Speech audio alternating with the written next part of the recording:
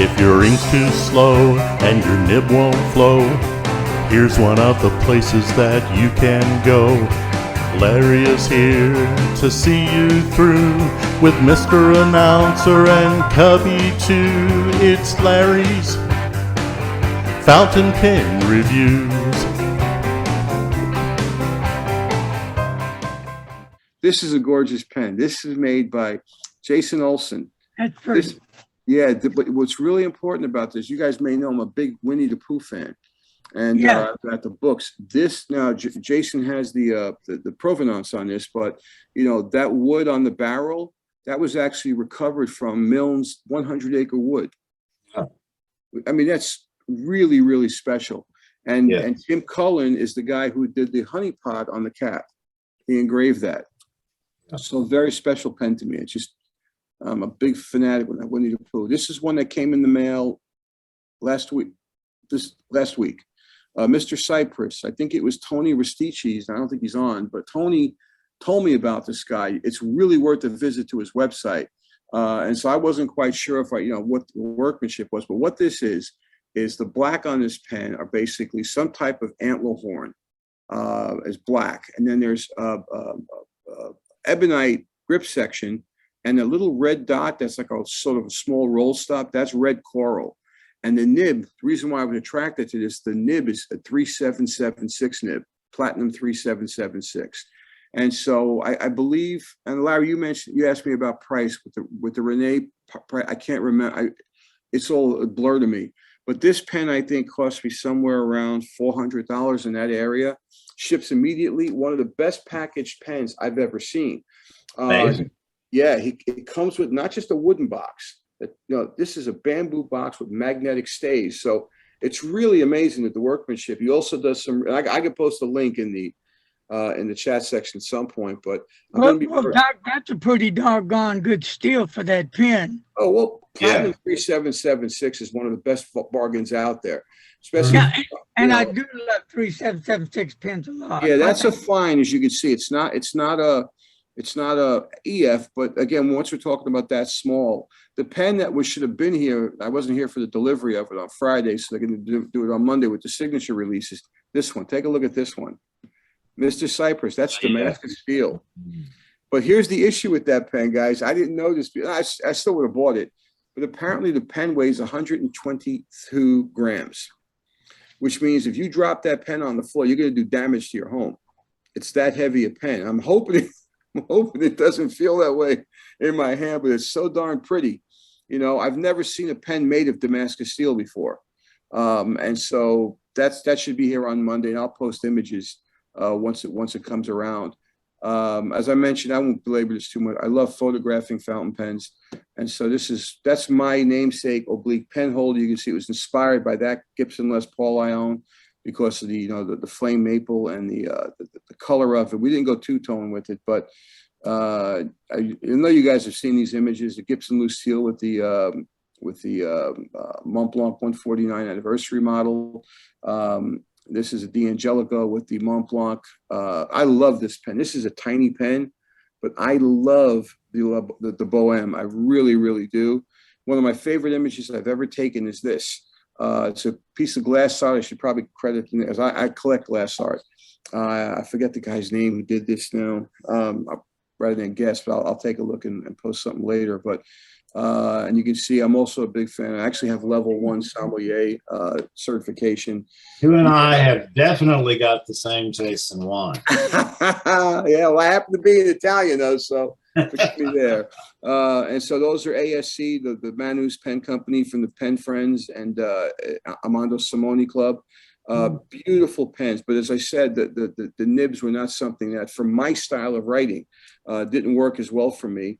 This is more ASC pens. So you get the pen that's laying on the below the bottle. That's what they call spina de pêche. That's the spine of the fish. It's a very difficult cut to get because not all. I forget what the number is, but there's only a few of the blanks that produce that. And just so you know, all the pens I'm showing you now, like these 3 pens are all gone. I've sold them.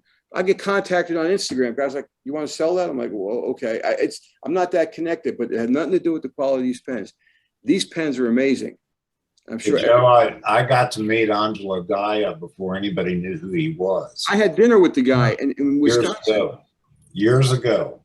He came to Fort Worth, brought by a wholesaler, so that people he was traveling all over the U.S. so that people could get to know him.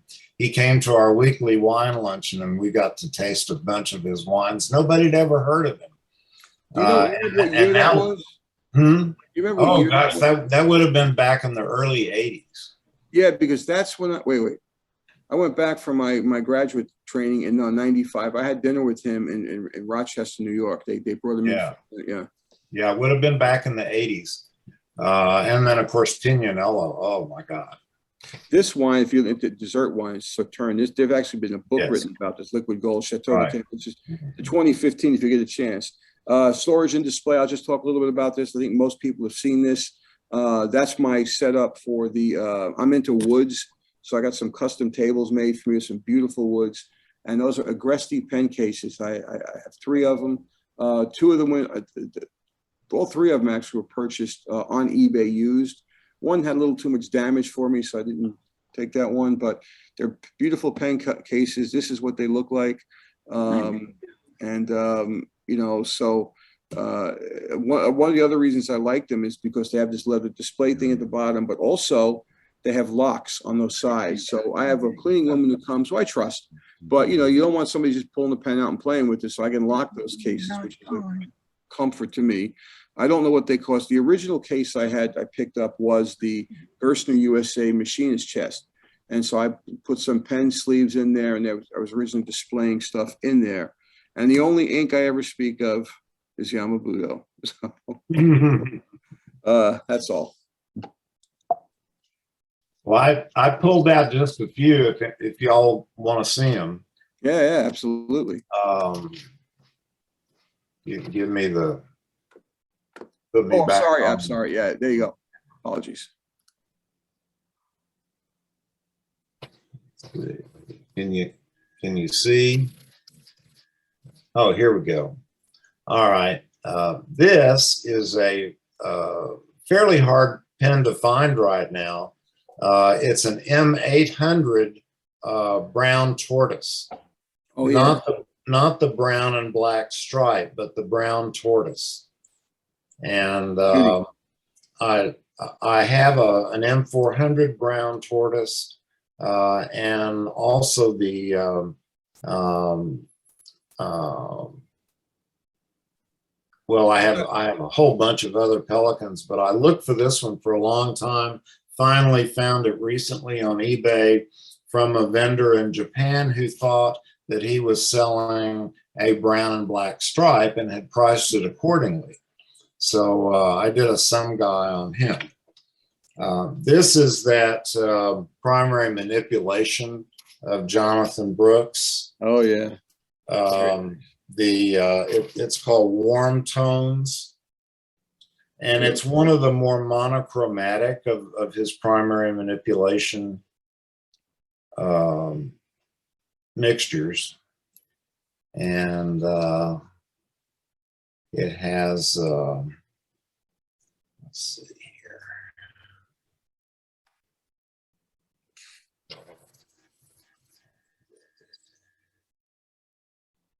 Is that a Bach or looks like a Yowo? It's a Yowo. It's a newer one. It's an extra fine. And I do have one of his other pens, but it's not with me. It's at my office that has a number 8 nib on it. But I haven't. Larry, you're muted. If you're sorry, you're muted. Larry, if you're muted, I can't hear you if you're asking a question. You're on mute, Larry. He was talking there and I couldn't hear him. So. Okay, and I think most everybody recognizes the absolutely Andreas Lambra's LB5. Have you seen the prices on those pens now on eBay? Oh, I know. I brought this from Andre at the Dallas Pen Show years ago. He was still selling them out of the crate. That's where I got mine. Yeah. And, What'd you pay? Do you remember what you paid on that? well, 1,500, 1,200, something. I can't remember I specifically. think something like 1,200. It's been Yeah. so long, but it's funny because his shop is about a mile away from where I went to high school out in El Paso. That's a gorgeous pen. Gorgeous. I have Yeah. 2 of them. I don't have them anymore.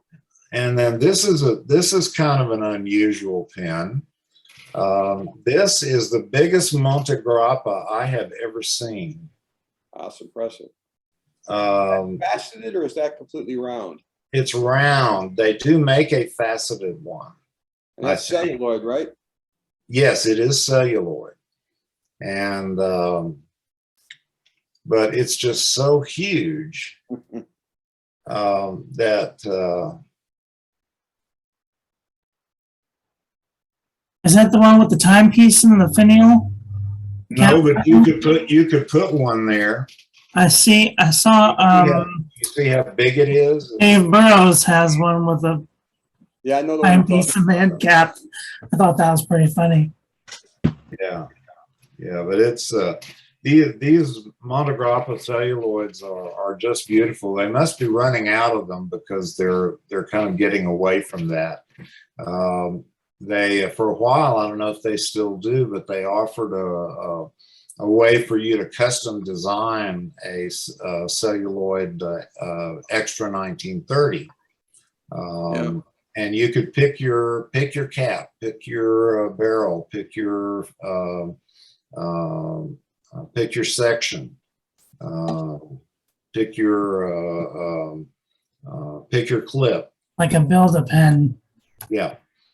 And so I got one of those in a blue celluloid that's a little bit darker than this one. This is their turquoise celluloid, but I got one a little darker than this, but it was not the major difference between it and the standard 1930 in that celluloid was that I wanted a celluloid section, and the standard one came with a sterling section.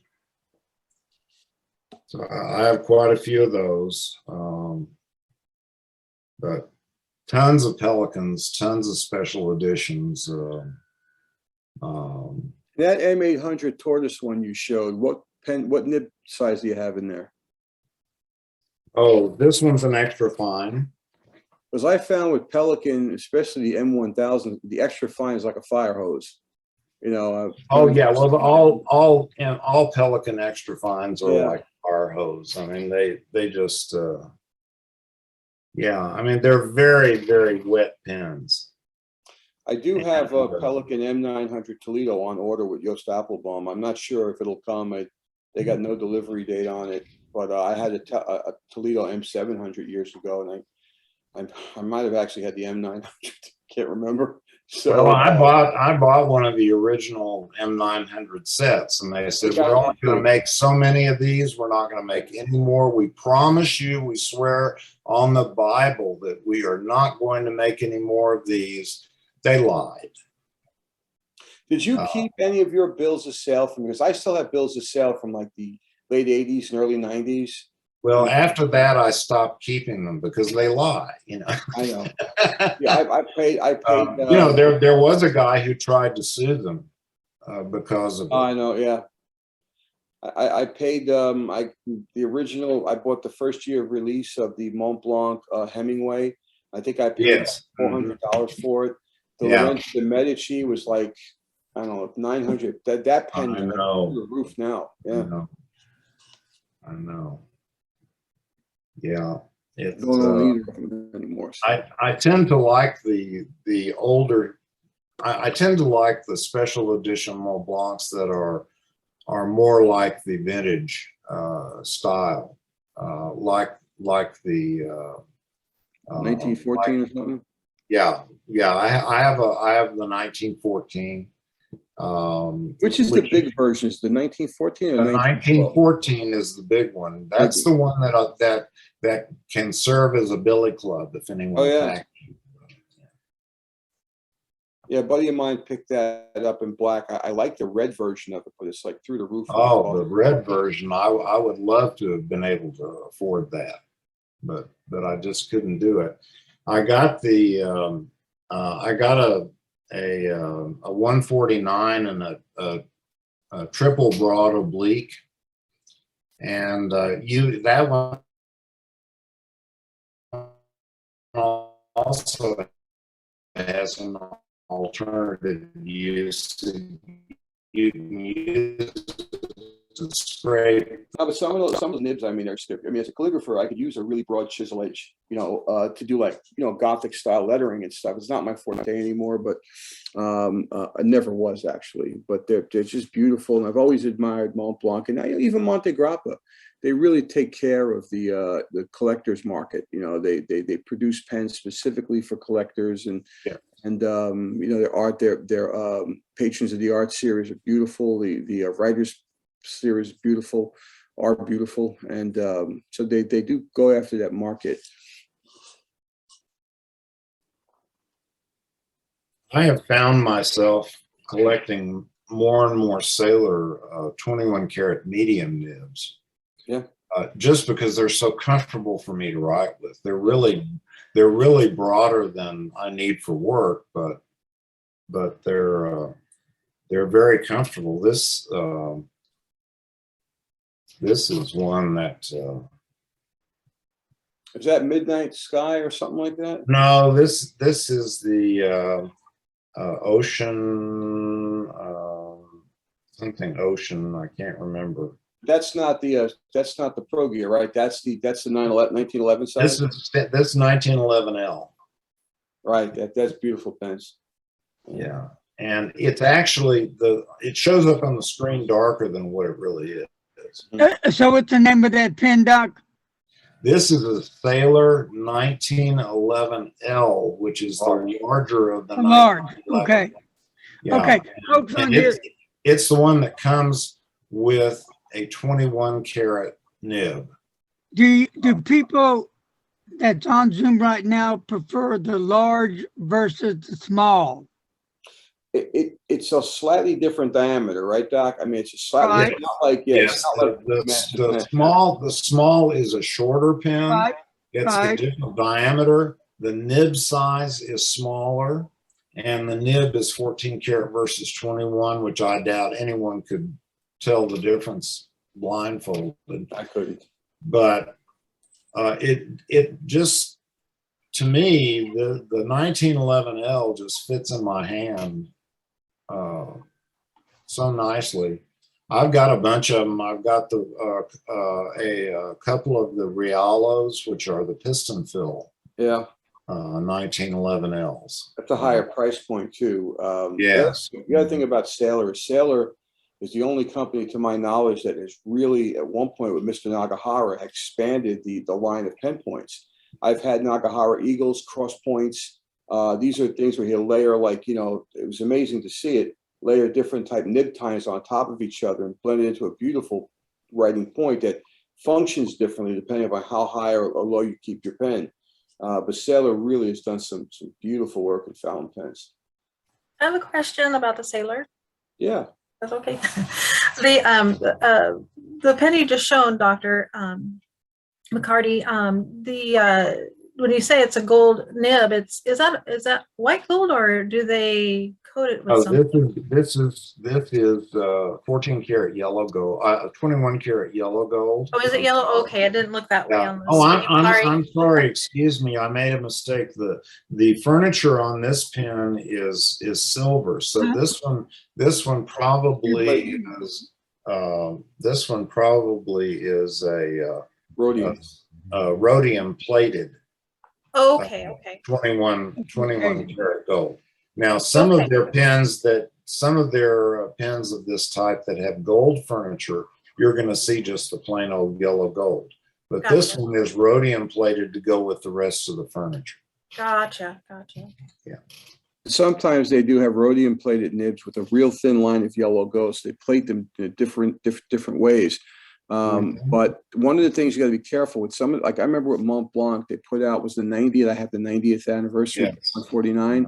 But I think, I can't remember if that's plated rose gold or it's solid rose gold. Because they had an issue with some of that rose gold coming off the pen, you know, wearing off. And so I've never been a real big fan of rose gold finishes, but you know, it's I've actually had some problems with the rose gold not being thick enough, not in Mont Blanc pens, the other pens. Sailor did one. Remember the white Pro Gear one they had was white with I think rose gold finish on it. Beautiful pens. But from my perspective, Sailor's more for the writer. You know, if you like writing, you know, using the pen. Not that Mont Blanc isn't. Mont Blanc puts a lot of work in those nibs. It's impressive when you watch how they're made. It's just that for me, people like the smoothness, the glossy, glassy feel of the Mont Blanc nib. I do not like glassy, smooth pens. So anyway. Do they write different when it's coated, or do they write the same? No, it's a visual thing. Okay. You know, I like two-tone colored nibs. You know, the Nikaya that we talked about before, that typically comes with a yellow gold nib. The two-tone is I think another 50 or $100 on top of that to get that. And so, because there's a lot more work, they have to mat certain things out and plate only certain areas. But it has nothing to do with the tip. It has nothing to do with how it feels. right, exactly. And for me, from my style of calligraphy, the tip geometry of a Sailor pen is just dead on for me. You know, if I had to take one pen to a desert island, if I could leave the 149 just aside, you know, it would definitely be a Sailor Pro Gear 21 karat EF nib, and that specific pen. The other ones I showed you in that image, all those Sailor Pro Gears, I've only written with one of them. It's just, you know, and I do tend to prefer cartridge converters just because they're so much easier to clean out. Yeah. I don't own any of the Realos. I have in the past, but it's just, they're so much more difficult to clean out because you have to keep screwing the thing back and forth. Anyway. Yeah, When this- I had my first Sailor, I understand what Joe was saying about the feedback when you write with it. You do have more control of the pen. I never understood that, but now after writing with one, I understand that now. Well, What's hard to explain to people is that it's not gritty. It's not right. rough, like unpleasant. It's a pencil-like feedback. Yes, Mhm. that's a good description of it. And it's not unpleasantly rough. No, using a pencil example is perfect. If that would have been explained to me in the beginning, I would have understood. But after writing with it now, it's like, ooh, yeah, I like that. You know something, Liz, to be honest with you, I never actually thought about it that way until he just said that. Yeah, It makes really is a sense. good description of it. Yeah, It it's a pencil-like feel. Well, there's engravers, right? In the old days with the old English round hand that you know I was studied, you know, those specimens of handwriting would be given to a master engraver, and they'd engrave on a copper sheet. The reason for this is because the engraver to burn can track the grain of the copper, and they can correct arc forms. You know, it's a really, and the same thing for me with, I don't want a sticky nib or one that stabs the paper. You know, I want something that just lets me know where I am in space. You know, so I remember So that. do any of you guys have any vintage pens that you would like to share, talk about, and tell us why you like them? Well, I have a couple right here that I just recently got. Just by happenstance, I found these. One of them on eBay, and one from a seller who was just kind of advertising it on, I think, on one of the other internet things. This is a Schaefer Pfm5.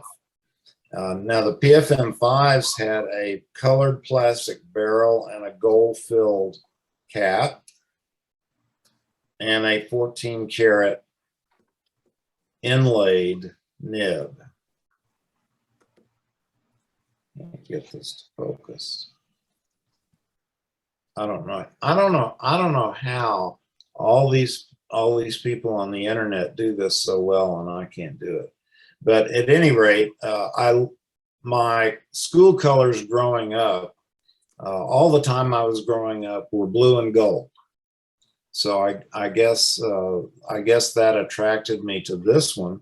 And then lo and behold, the next day on eBay shows up this Parker 51 in exactly the same color combination. Dark blue and gold filled. And they're both in gorgeous, like new condition, and they write beautifully.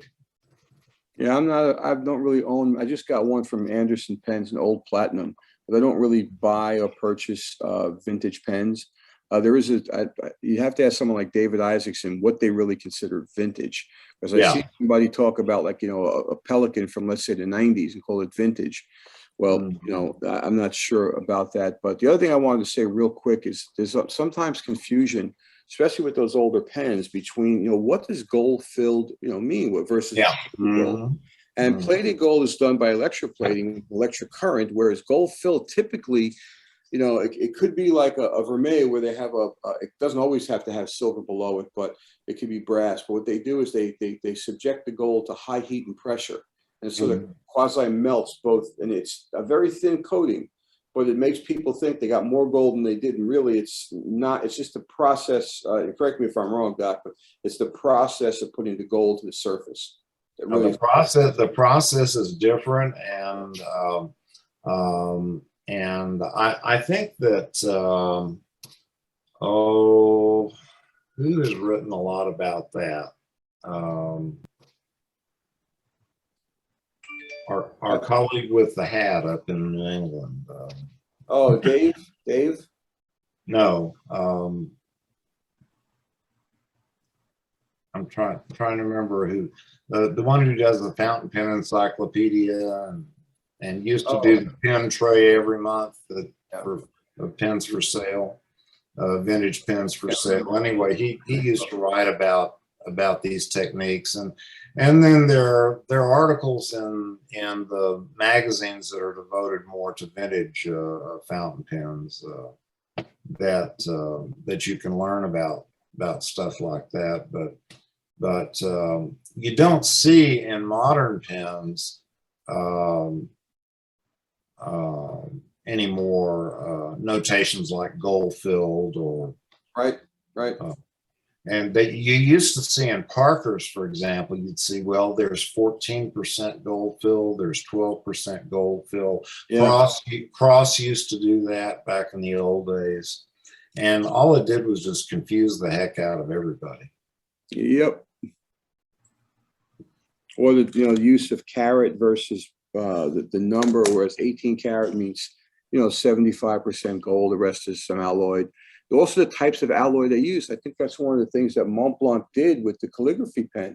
I have one of those and I do like it, but I don't write flex writing. I don't like flex writing with fountain pens, but that is a sweet pen. But I think they have a different gold alloy. This is speculation on my part, nothing I know definitely, but because to subject a gold nib to flexing is problematic at best. Because it's I bought my calligraphy pen recently. I'd practically given up on being able to find one, but I didn't buy it to flex with it because I can't flex right worth a hoot. I bought it just to get a really fine nib. And even my extra fine 149 is still pretty darn broad compared to it was. Yeah. If you have a medium 149, send it to Masayama. He recommends starting with the medium point. Yeah, he'll take it down to a EF Sailor if you want, because Mike was trained by Sailor. Right. Yes, I know that. I've had lots of my pens worked on by Mike at pen shows, and he just does an absolutely wonderful job. What we have in the fountain pen world is even worse than what we have in dermatology. We have a very huge demand and a very short supply. Right. And of course, I was not able to go to DC this year because of my injury. I could have gone. In fact, I did go up there because my son and his family live up there, but I don't think I could have endured going to the show.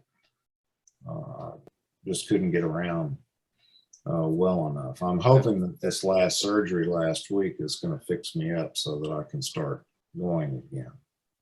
And that can have a pretty miraculous effect on your ability to walk and move. So several people that were able to do really, really well after that kind of surgery. Well, I had COVID a year ago, and in December, and I fainted and fell and fractured my pelvis.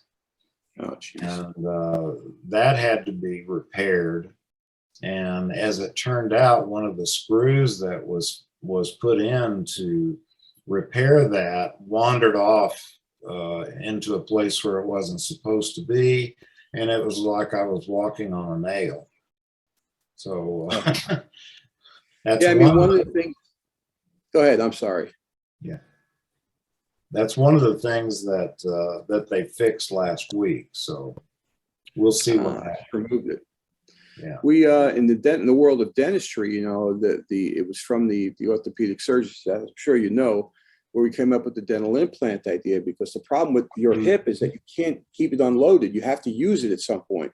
Right. Where dental implants can be kept buried until what they call osseointegrate.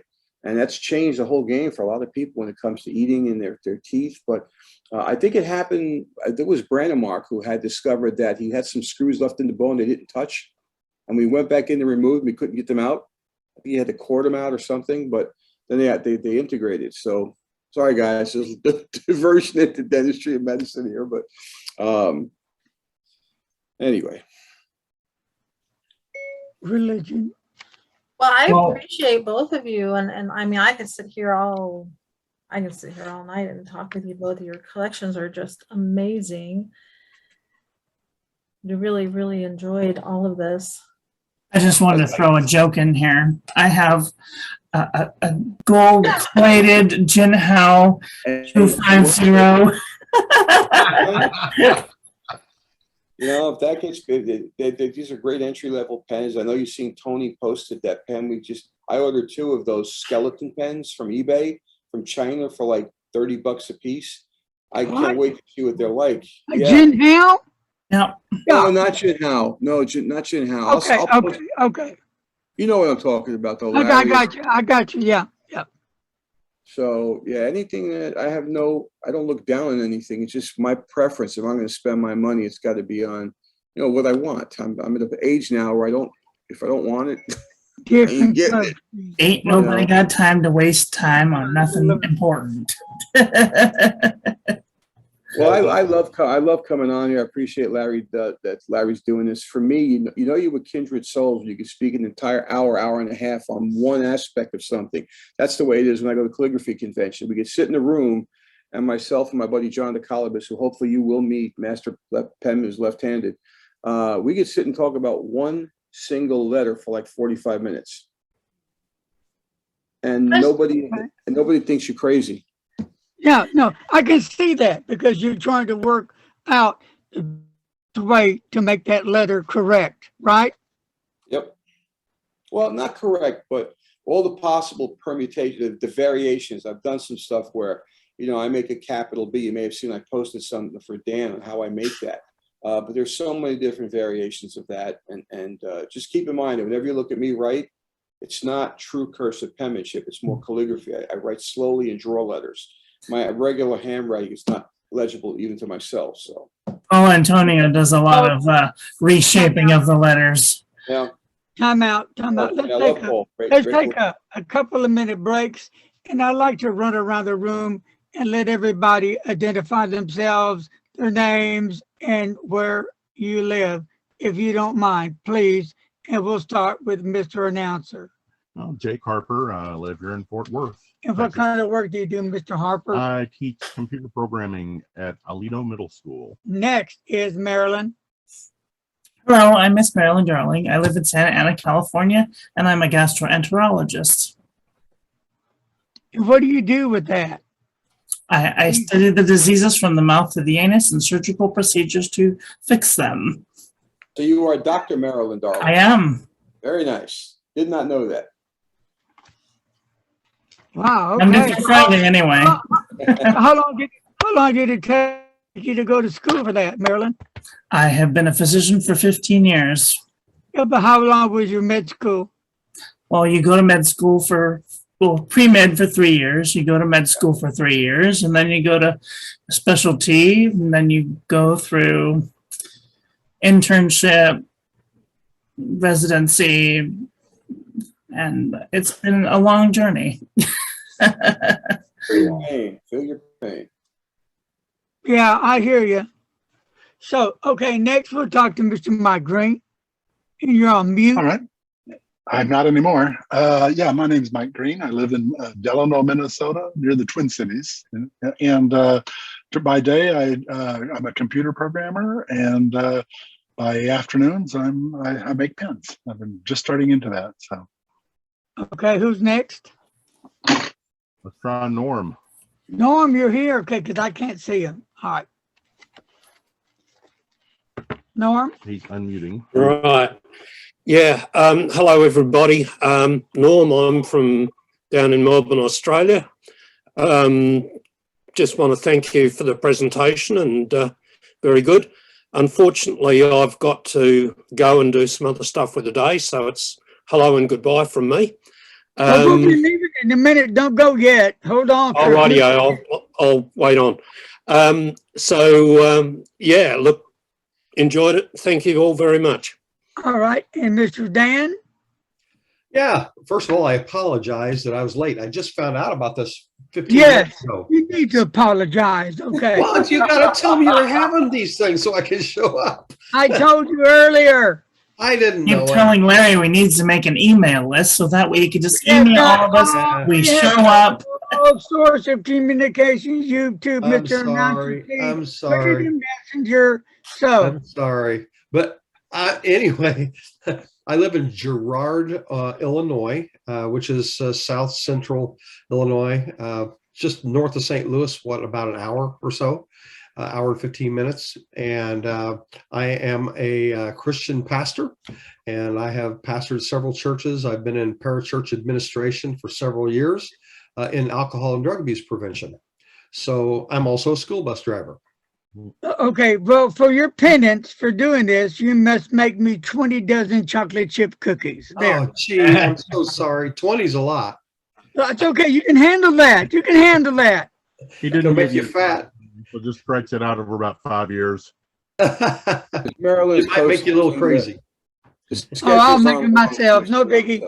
Okay, who's next? Oh, Marilyn's posting the schedule for the Zoom. I also posted the link in the chat of how to get there. That's where Yeah, Mr. Announcer will post it in what, Yeah. Mr. Announcer? It's mrannouncer.info. Need to look on that. Second up, The we will link, put it on the link is in the chat section. Just click on the link and you go right to the page. Yeah, and the second is on YouTube. Third, I try to put it in the Messenger. And fourth, I try to put it on Larry's Fountain Pen Groups and Pen Pal on the Made Feet page so everybody can get it. Okay, now before we go, a few more other updates. I'm going to be having a few live interactions on Facebook on my pen groups, on both of them. Also, we talked about the giveaways. God willing, this year, if I can do it, if's a big word. First of all, the giveaways will only be given on people that are on the Zoom. That's when it's going to happen. So your name will be drawn, and I'm thinking about, might get a number like 1, 2, 3, 4, 5, and then Mr. Announcer will do his thing and call number 1, and it would be me. No, I'm teasing. So anyway, so that's going to happen. Also, what I want to do is, what do y'all think about a newsletter? Yes or no? Think I think about so. that, toss it around, and you can always give me some feedback on it, because I'm really serious in this, what I'm doing, because you know what? I think it's really important. I think it's helpful. And I think a lot of people learn from all you guys. And it actually helps them to get over the steps they're at, especially when they fall down the rabbit hole, you know. So I think this is a big plus for people. And this is Larry? an electronic thing, right? Electronic only. Don't print it. Yes, ma'am. Electronic, Yeah. you email it out. Yes, ma'am. No, Dr. Joe is asking, are you thinking of an electronic newsletter or paper mail? Either way, whichever is going to be more effective. Easier for you, Larry, just to do with PDF. The other thing is, I'll let you know if you want, if people want to know about how to write copperplate letters, I have at least 60 articles in the tank already that I've published in the past. I'd be more than happy to give you some content if you want. So Yeah, that would help me. And just email them, you say, to people? yeah, I mean, we're all electronic. I mean, I don't think Okay. you're going to put yourself in a bind if you get to print stuff out, you know, and send it through snail mail. I would just, my personal opinion, keep it as a, you know, a PDF file and just email it out. And Okay, post it question also. to Liz. Liz, you got a question from me? Well, actually, I was going to ask the same question that Joe asked, if you were doing it electronically, or I was going to suggest that as well, instead of, I was thinking you may have been thinking to mail them out, and that would have been a lot of work and a lot more money.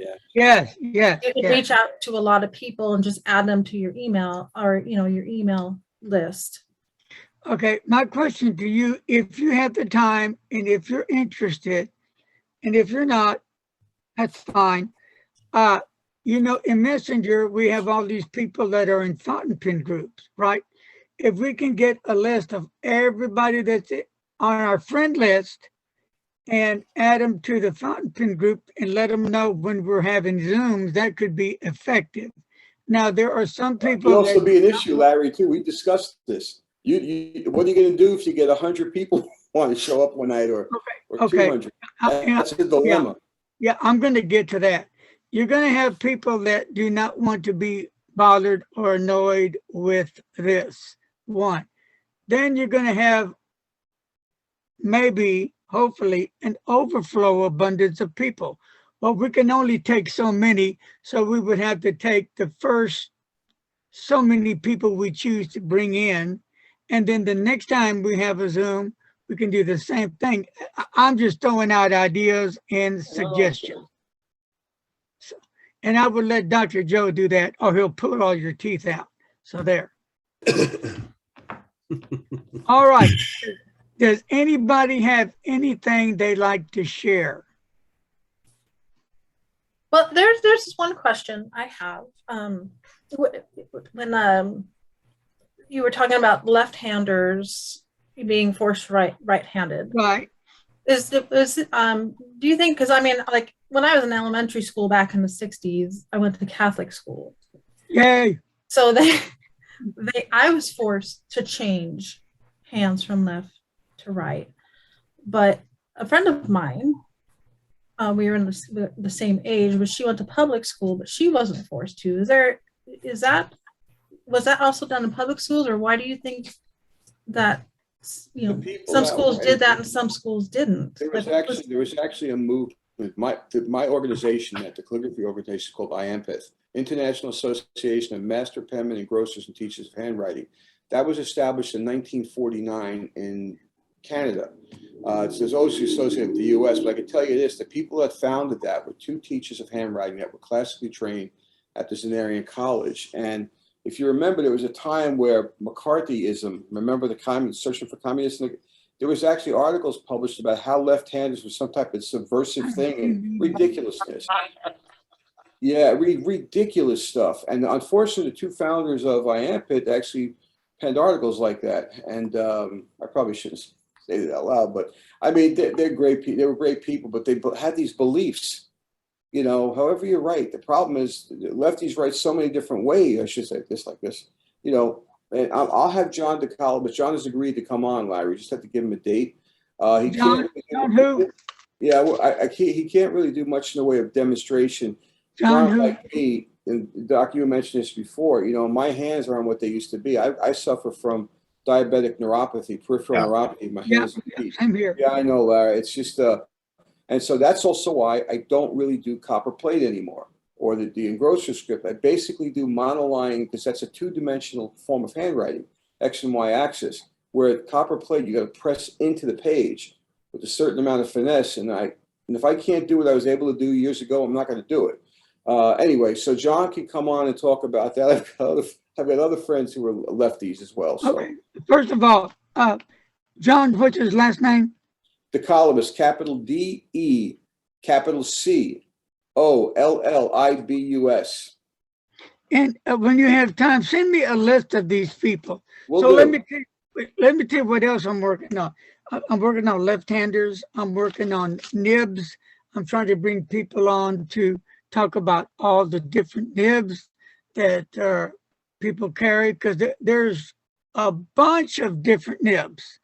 And I think that's really interesting. At least that's what I get into. And the brands of nibs and how they're made. And, you know, once a while back, I was watching a Japanese master making a nib, and it just blows your mind how they make these nibs. It takes a skill, patience, and you can't afford to mess up. You know, I have to give it to the Japanese people. They're so perfectionist on their nibs, you know. And Platinum is a fabulous pen. I love their nibs, and they're affordable. And last but not least, well, I'm going to touch on Mike Green. Mike, I really want to thank you, Mike, for all you have done for the group. You've come in here, you've given away pens, you've given discounts on pens, you explained your journey on pens. You even did that upgrade, no charge to customers, on having those two nibs, because that's the heart of the pen, very important. So thank you for all you do and hanging with us, Mike. You're much needed in the community. And then we have Marilyn. Thank you. Marilyn, Thank you. thank you for having your show and doing your calligraphy. That's also very important. It helps people see how you're doing your calligraphy as well. So keep doing what you're doing. A lot of people don't realize that you don't have to have these fancy pens. You can get away with having, you know, an $8 pen and doing nice fancy calligraphy. And then we have Liz. Liz, thank you wherever you went. Let me see if I can find you. She's right He's here. still there. Hiding from me. She's hiding from me. Okay, I'll find her. Liz. Here she is. Liz, thank you for helping me, because there's a lot of times that I'm kind of down or not feeling well, and you'll pitch in and you'll come on and you'll help me. So thank you for all that. You're a lifesaver, lifesaver. And Liz and I go way back, and we have a lot of major things in common. I love animals. She does too. They're my babies. I will take care of any animal that needs help. I will do my best to rescue them. And I did rescue a squirrel a couple of weeks ago, and I called the neighborhood watch thing because I didn't know what to do with it. So I put the squirrel in the box with some blankets and kept him warm, gave him some water and some peanuts. And they sent somebody out here to pick him up. And what they're going to do is they take him to the doctor and to see what's wrong with him, they'll patch him up, and then they'll re-release him back into the wild. So that's pretty good. And let's talk to Dr. James next. Dr. James, Dr. Joe, both of you, you guys are awesome. I consider you my friends. I think the world of you both. I love you guys a lot. You bring so much knowledge to the table. You know, I'm serious, and I really appreciate it. And believe it or not, I listen to it. And Dr. Joe, I'm a failure, and it's your fault, because I'm trying to draw that stupid bird. You got to keep in mind, Larry, it's got nothing to do with natural talent. It's got to do with how long I've been doing this for. You know, I've been doing this for a long time. I know. I'm just teasing you. And before I go, I love how you said stupid bird. That's stupid bird. So let me show you some of my artwork. If you promise not to laugh, I'll show it to you. Okay, don't laugh, Dr. Joe. I know you're the first one gonna laugh. Here we go, watch. Can't see it, Larry. That's beautiful. Oh, I know yeah. he's about ready to laugh. He's about ready. Here he goes. All right, go get some spaghetti and some wine. You'll feel better. There. All right, folks. Hey, if you all come up with any ideas, let me know, please. But seriously, every day, believe it or not, I'm trying to get a hold of people, and it's really hard because they don't email you that same day, 3 or 4 days later. Also on the list is Tactical Turn. It's on the list. So I stay pretty busy, and you know what? It really does wonders for me for everything that I'm going through right now. I need to stay busy, but when I stay busy, it's a fight. It's like one side says, don't do that, and the other side says, do that. But I really love what I do. I really enjoy it. So that's what I do, and I'm going to continue to do it. And back to my Dr. James. Dr. James, thank you for taking care of me. Dr. James, I couldn't do it without you, and you know that. I couldn't get to first base. And I was so scared when I finally had to address that with you because I know the outcome, okay? But I knew in my heart, if anybody could help and save me, it's Dr. James, because you're that good of a doctor. He's got great size manner. Unless you make him mad, he'll throw you out of the office. There. All right, folks, does anybody have anything to say before we leave? Wait, there's more. Okay. What? Well, I mean, you're giving kudos out to everyone and everyone here. This is such a great group, but we need to give kudos to you and Jake for all the work that the two of you have done through the years of Yes. the channel. Round of applause. We appreciate you, and I mean, you're doing this for everyone, and all your efforts, and it's a lot of work, and I just want to say thank you. Well, thank you, but you know what? Thank you, Larry. Doing this, it's fun. People think I'm nuts. Why are you doing all that? Because I like it. You know, if you like something, you do it, and when you do it, you give 100% of yourself. You know, and you're dedicated to it, and you keep doing it because it's what you do. It's what we all do. But then when we all come together like we are now, we all are sharing. We all are bringing something to the table. Important information, right? Right. Okay, so now I'm going to say goodbye, and I'm going to let Reverend Mike Green, no, I'm going to let Reverend Dan say the Lord's Prayer. And before he does that, again, I've talked about the person before, and I can't say the name until I'm given permission. The person needs prayer, and I'm very concerned. I'm very, very worried. The person is a dear friend of mine, good as gold. This person will help anybody, good people.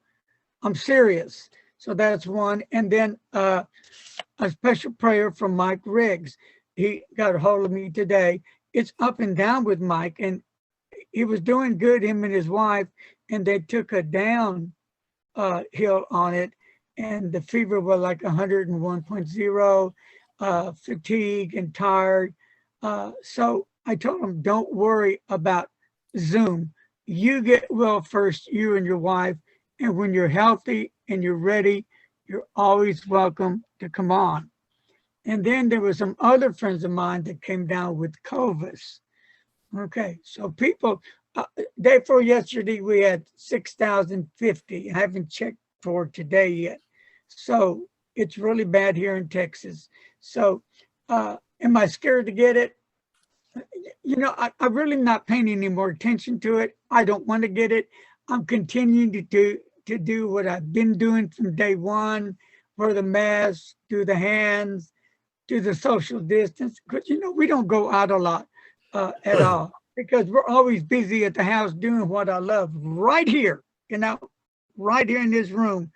You guys bring me so much love, so much joy. You guys are awesome. Really, you really are awesome people. Think about it. Yeah. I mean, we have all this in common, but you're also caring and loving and giving people.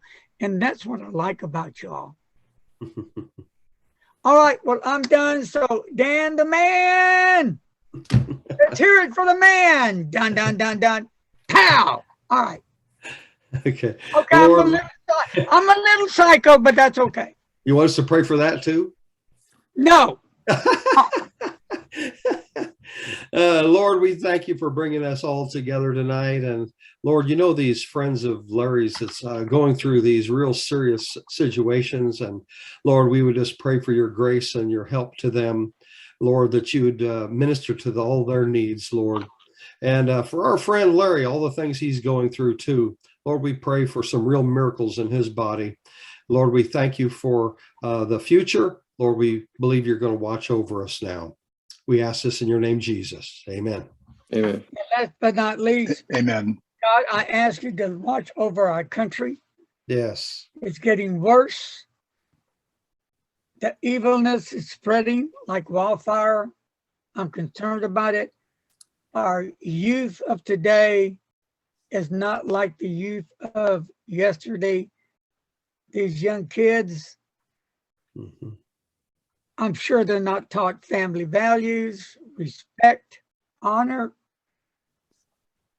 They go out, they steal, they rob, they bully, they beat up people, and then they gone to the extremes. Some of them even shoot and kill people. There's road rage here now. There's all sorts of bad things. And for me, I've never seen that growing up as a kid. It's too bad that our youth of today didn't have the same advantages that we have. To be a kid, to grow up and be a kid and have fun. You know, that's what life's about. And to get along with everybody. And I believe it or not, I still try to help people on the streets. I may buy, if I have the money, buy a blanket or a jacket and give it to somebody. And sometimes they tell me I don't want it. So, but anyway, I try to do that. I try to fix some sack lunches and take people out sack lunches, but you got to be very careful when you're dealing with the homeless. Okay. Well, that's all I got to say. I'm going to shut up for right now. Doc, I'll be over your house for dinner tomorrow night. Tell the wife. Yay.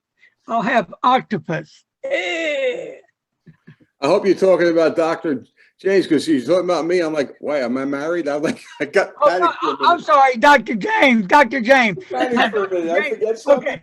Okay, now Dr. Joe, I'm not worried about. We get along fine. A little bit of good wine and some spaghetti and meatballs or some lasagna. Oh, meat lasagna, cheese lasagna. Come on, bring it on, Doc.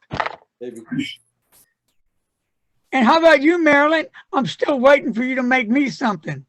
Well, I don't know. You're welcome over to the mansion anytime.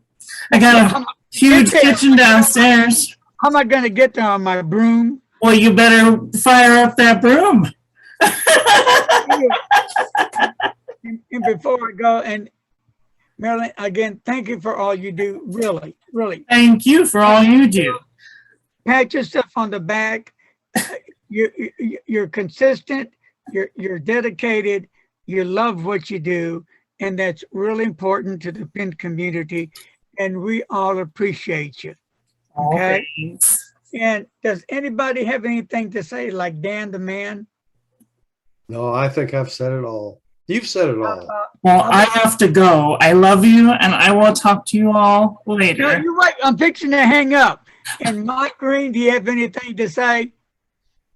No, you've said it all. Thank you very much. I'll talk to you later. Stop. All right, Sorry. Dr. James and Dr. Joe. Thank you. Thank you very much for coming. Love you guys a whole lot. Yeah. God bless each and every one of you. Stay safe. All right, buddy. Bye. Bye-bye. Bye.